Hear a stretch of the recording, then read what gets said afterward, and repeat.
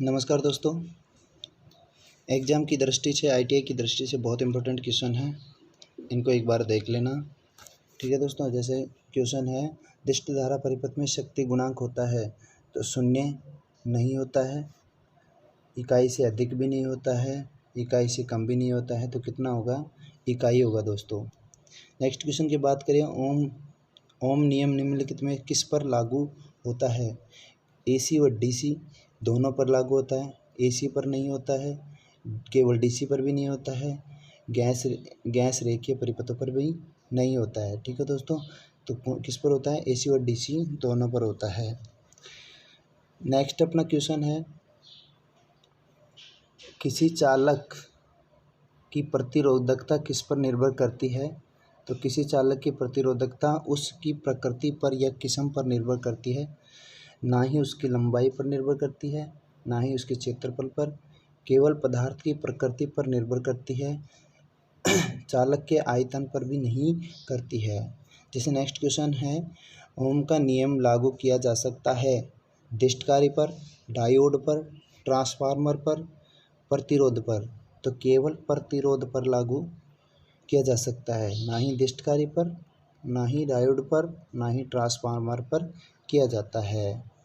ठीक है दोस्तों, यदि किसी धातु के तार के अनुप्रस्थ कटा क्षेत्रफल को दुगना कर दिया जाता है तो इसकी प्रतिरोधकता हो जाएगी, दुगनी हो जाएगी? नहीं। आधा हो जाएगा? नहीं। 3 गुना हो जाएगा? नहीं। केवल अपरिवर्तित रहेगा, क्योंकि तार का अनुप्रस्थ कटा क्षेत्रफल आधा कर रहे हैं अपन, मतलब दुगना कर रहे हैं, तो इस पर कोई प्रभाव नहीं पड़ेगा। अपन नेक्स्ट क्वेश्चन की बात करें, ग्राफ किस अवयव का है? ग्राफ किस अवयव का है? तो ग्राफ है दोस्तों, ग्राफ अरेखीय, ग्राफ है अरेखीय सक्रिय यूनिलेटरल का है। ठीक है दोस्तों, अब नेक्स्ट क्वेश्चन की अपन बात करें, एक बंद परिपथ में सभी विभव परिवर्तन का योग, एक बंद परिपथ में सभी विभव परिवर्तन का योग शून्य होता है, ये नियम क्या कहलाता है? तो ये फ्लेमिंग का वामअस्त नियम नहीं कहलाता है। ठीक है, किरचॉफ का द्वितीय नियम कहलाता है, ना ही लेंज का नियम कहलाता है और ना ही किरचॉफ का पहला नियम कहलाता है। नेक्स्ट क्वेश्चन 8वां क्वेश्चन है, केसीएल किस सिद्धांत पे आधारित होते हैं? केसीएल की फुल फॉर्म होती है किरचॉफ करंट लॉ, मतलब किरचॉफ का करंट का नियम किस पर आधारित होता है? आवेश संरक्षण के आधार पर आधारित होता है, ना ही द्रव्यमान पर होता है, ना ही ऊर्जा संरक्षण पर, ना ही संवेग का संरक्षण। अपन नेक्स्ट की बात करें 9वें क्वेश्चन की,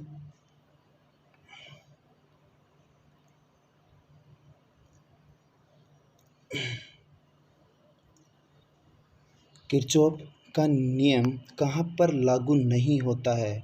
किस पर लागू होता है या किस पर लागू नहीं होता है? लैंप्ड पैरामीटर पर लागू होता है, पैसिव एलिमेंट पर लागू होता है, बिल्कुल वाट मीटर पर भी लागू होता है, केवल डिस्ट्रीब्यूटेड पैरामीटर पर लागू नहीं होता। तो अपना आंसर क्या आएगा? ये। ठीक है, क्योंकि ये सारे होते हैं तो यही नहीं होता, तो आंसर यही रहेगा अपना।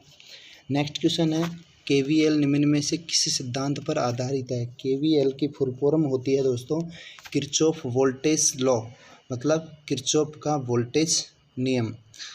अब किरचॉफ का वोल्टेज नियम किस पर आधारित होता है? संवेग संरक्षण पर, संवेग संरक्षण पर आधारित नहीं होता है। द्रव्यमान संरक्षण पर, बिल्कुल इस पर भी आधारित नहीं होता है।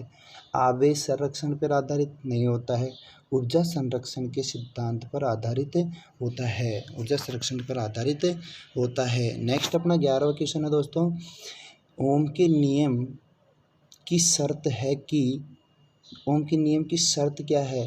तापमान स्थिर रहना चाहिए, VI का अनुपात स्थिर रहना चाहिए, तापमान स्थिर रहना चाहिए। तो अपना आंसर इसमें ये होगा कि ताप व दाब दोनों का मान क्या होना चाहिए? स्थिर होना चाहिए। ठीक है दोस्तों, अपन नेक्स्ट अपने 11 क्वेश्चन 12वें क्वेश्चन की बात करें। धारा स्रोत तथा एक प्रतिरोधक श्रेणी में जुड़े हैं। एक धारा स्रोत व एक प्रतिरोधक श्रेणी में जुड़े हैं। माना I बराबर 3 एम्पियर है तथा R बराबर 7 ओम है, तो प्रतिरोध का एकाग्र वोल्टेज का मान क्या होगा? तो 7 और 3 को गुणा करेंगे 21 अपना हो जाएगा। ओम के नियम लागू होता है अर्धचालक पर, विद्युत अपघट्य पर, निर्वात नलिका पर, इनमें से कोई नहीं। किसी पर भी लागू नहीं होता है, इनमें से किसी पर भी लागू नहीं होता है। ठीक है, तो अपना ये होगा इनमें से कोई नहीं। अपना नेक्स्ट क्वेश्चन है कि 1 वाट हावर में जूल होता है। 1 वाट हावर में जूल कितना होता है? 3.6 × 10 की घात 3 होता है। निम्नलिखित में से किस भौतिक इकाई की MKS और SI प्रणाली समान इकाई है?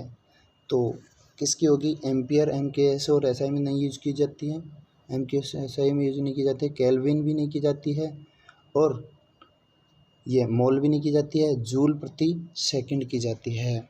नेक्स्ट अपन क्वेश्चन बात करें, किलोवाट हावर इकाई होती है। किलोवाट हावर किसकी ऊर्जा इकाई होती है? एनर्जी मीटर की इकाई होती है। किलोवाट हावर किसकी होती है? ऊर्जा की इकाई होती है। शक्ति की नहीं होती है, विद्युत धारा की एम्पियर होती है। शक्ति की पावर होती है इलेक्ट्रोलाइट ही होता है, यह रासायनिक क्रियाओं में काम लिया जाता है, इसका नहीं होती है। ठीक है, नेक्स्ट अपना क्वेश्चन है, विद्युत ऊर्जा की एक वाणिज्य इकाई का जूल मान होता है तो 3.6 × 10 की घात 6 अपना आंसर होगा। 3.6 × 10 की घात 6 अपना आंसर होगा। अपन नेक्स्ट बात करें, निम्नलिखित में से कौन सा 1 वाट की तरह नहीं है, मतलब 1 किलोवाट की तरह नहीं है? तो कौन सा नहीं है? जूल प्रति सेकंड है, एम्पियर स्क्वायर × ओम है। ठीक है, और इसकी बात करें वाट स्क्वायर ओम की है और इसकी नहीं है। अपन बात करें वोल्ट मीटर, ये अपना आंसर सही होगा। वोल्ट मीटर की नहीं होती 1 वाट इकाई। अपन नेक्स्ट क्वेश्चन की बात करें, ओम के नियम के अनुसार विद्युत धारा से स्तर होती है, विद्युत धारा के अनुपाती होती है वोल्टेज, मतलब वोल्टेज विद्युत धारा के स्तर होता है, वोल्टता धारा के अनुपाती होता है। क्या होगा अपना आंसर? अनुपाती होता है। वोल्टता धारा के व्युत्क्रम अनुपाती नहीं होता है, वोल्टता प्रतिरोध के अनुपाती नहीं होता है, अपने वोल्टता धारा के अनुपाती होता है। ये अपने राइट आंसर होगा। दोस्तों, चैनल को लाइक करें, सब्सक्राइब करें और शेयर अवश्य करना। ठीक है दोस्तों।